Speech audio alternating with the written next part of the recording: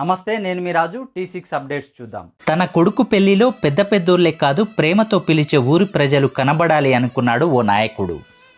అందుకే ఇంటింటికి శుభలేఖతో పాటు చీరను అందించి కొడుకు పెళ్లికి ఆహ్వానిస్తున్నాడు.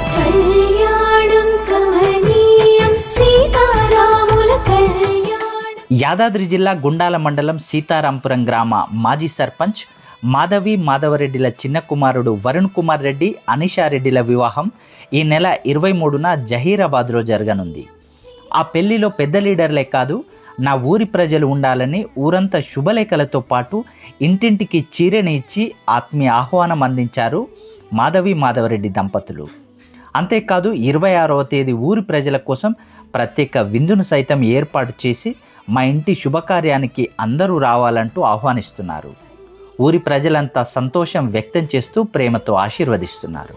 మాధవరెడ్డి మాధవక్క వాళ్ళ చిన్న కొడుకు వాళ్ళ పెళ్ళి అయితే పెళ్లి సందర్భంగా ఇంటింటికి చీరలు పంపిణీ మరియు కార్డు ఇస్తున్నారు. దీనికి చాలా ఆనందంగా ఉంది మాకు.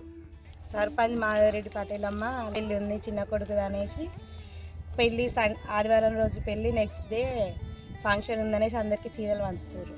మంచిగా అనిపిస్తుంది. ప్లీజ్ అందరిని పిలుస్తున్నారు, అది మంచిగా అనిపిస్తుంది. మంచిగా అనిపిస్తుంది. చల్లగా బతకాలి, మంచిగా ఉండాలి మనవాళ్ళు.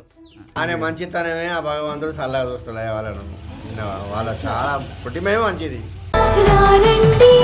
వేడుక చేద్దాం, కళ్ళారా జంటను చూద్దాం, రండి.